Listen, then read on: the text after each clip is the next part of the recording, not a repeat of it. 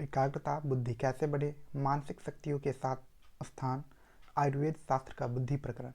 तो आज हम लोग इस किताब की बातें में एकाग्रता चैप्टर पढ़ेंगे। चलिए हम आते हैं।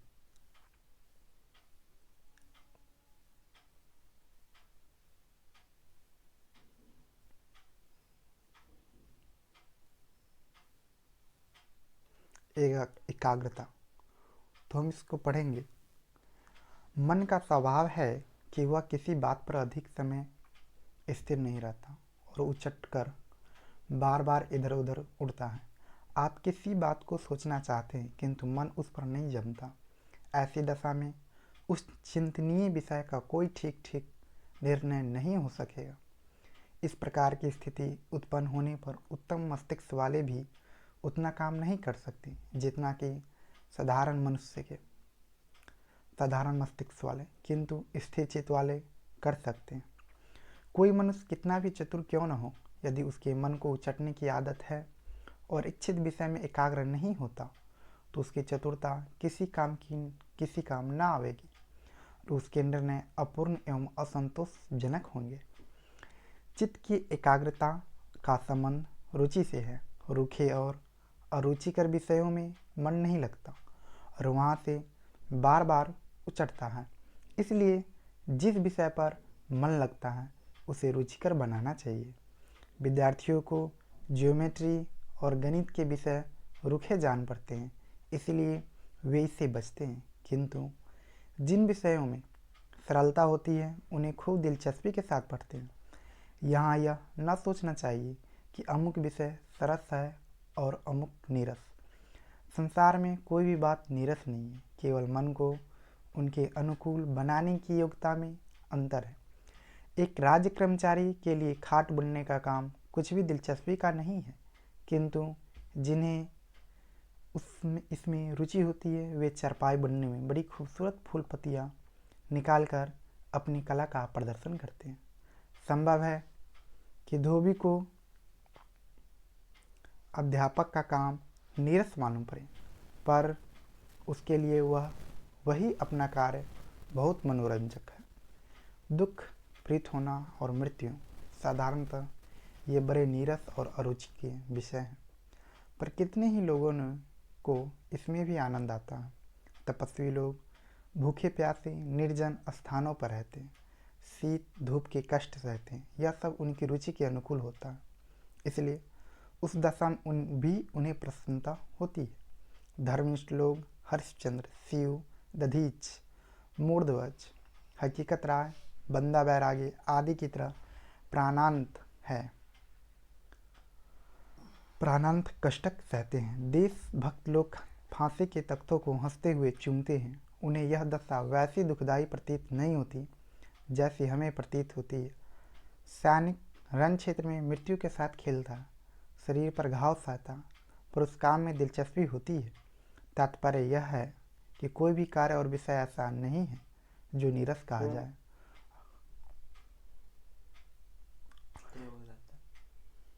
गधा छे तू।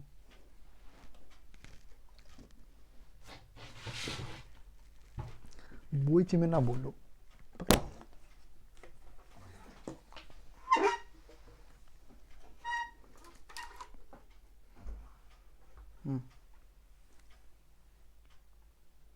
देशभक्त लोग फांसी के तख्तों को हंसते हुए चूमते हैं। उन्हें यह दशा वैसी दुखदायी प्रतीत नहीं होती जैसे हमें प्रतीत होती। सैनिक रण क्षेत्र में मृत्यु के साथ खेलता है, शरीर पर घाव सहता, पर उस काम में भी दिलचस्पी होती है। तात्पर्य यह है कि कोई भी कार्य और विषय ऐसा नहीं है जो नीरस कहा जाए और सब लोगों को वह अरुचिकर हो। भेद केवल इतना ही है कि एक ने जिस बात में दिलचस्पी पैदा कर ली है वह उसमें बहुत प्रसन्नता के साथ लगा रहता और मन को एकाग्र रखता है। दूसरे मनुष्य को यदि उसमें रुचि नहीं है तो वही उसके मन उचटने का कारण है। मार मार कर भी किसी काम पर मन को लगाया जा सकता है, जैसे कि कैदी को बलात्कार करना पड़ता है। वह उसे पसंद नहीं है तो भी मजबूरी सब करा लेती है। एक आदमी जो लोहार का काम करना चाहता है, उसे परिस्थिति वश सुनार का काम करना पड़े तो आरंभ में मन की दशा ठीक न होने पर भी कूट पीट कर वो उस कार्य में अभ्यस्त सा हो जाता है। परंतु जब तक वह पूरी दिलचस्पी उस कार्य में न लेने लगे तो बेकार भुगतना रहेगा और कोई संतोषजनक उन्नति नहीं कर सकेगा। कैदी वर्षों तक काम करता है पर वह अंत तक उसके लिए बेकार ही बनी रहती है। यही कारण है जेल अधिकारियों को कैदी के अधिकांश कार्य दोषपूर्ण लगते हैं। किसी विषय पर मन को लगा देने में एक कुशल सेनापति की सी योग्यता चाहिए। वह अपनी सेना को सब ओर के खतरों से बचाता हुआ एक निश्चित मार्ग से ले जाता है। वह अपनी सेना के शत्रु के सारे मोर्चों पर नहीं फैला देता, वरन एक मजबूत मोर्चे पर पूरी ताकत के साथ चढ़ाई करता है। मन को सब ओर से रोकना कठिन है, वह इस तरह एकाग्र नहीं किया जा सकता। एकाग्र का मार्ग तो यह है कि किसी एक बात में रुचि उत्पन्न कर ली जाए। जब सुआ पिंजरे में से उड़ जाता है तो आकाश में चारों ओर जाल तानकर उसे नहीं पकड़ा जाता, वरना उसके आगे दाना डाला जाता, जिसकी ओर आकर्षित होकर वह अपने पूर्व स्थान पर आ जावे। एकाग्रता से कार्य शक्ति की बड़ी उत्तेजना मिलती है। कमजोर मस्तिष्क को भी एकाग्रता की प्रेरणा अद्भुत प्रतिभा संपन्न बना देती है। एक नदी 200 गज चौड़ी और 5 गज गहरी बह रही। यदि उसकी चौड़ाई 10 गज कर दी जावे तो निश्चय है कि गहराई पहले की अपेक्षा बहुत अधिक हो जाएगी और पानी के बहाव का वेग पहले की अपेक्षा कई गुना अधिक हो जाएगा। पतंजलि ने योग साधन का सारा रहस्य एकाग्रता को ही बताया है। वे चित्तवृत्तियों के निरोध को ही योग कहते हैं। वैसे तो सब प्रकार की उन्नतियों का मूल मंत्र एकाग्रता है, पर मानसिक शक्तियों का विकास करने और बुद्धि बढ़ाने के लिए तो उससे बढ़कर दूसरा उपाय है ही नहीं। मस्तिष्क निर्बल है, अविकसित है, मेधा शक्ति न्यून है, तो कुछ प्रवाह मत कीजिए। यदि रस्सी की रगड़ से पत्थर की शिला पर निशान बन सकता है तो अल्प बुद्धि वाले बुद्धिमान क्यों नहीं बन सकते। जिस डाली पर बैठना उसे ही काटना जिसकी ऐसी मोटी बुद्धि थी वह ब्रज मूर्ख कहनाले वाले घसियारा यदि संस्कृत का धुरंधर स्कॉलर विद्वान और अद्वितीय कवि बन सकता है तो कोई कारण नहीं कि वे लोग जो अपने को मंद बुद्धि कहते हैं आगे चलकर प्रतिभाशाली विद्वान न बन सके।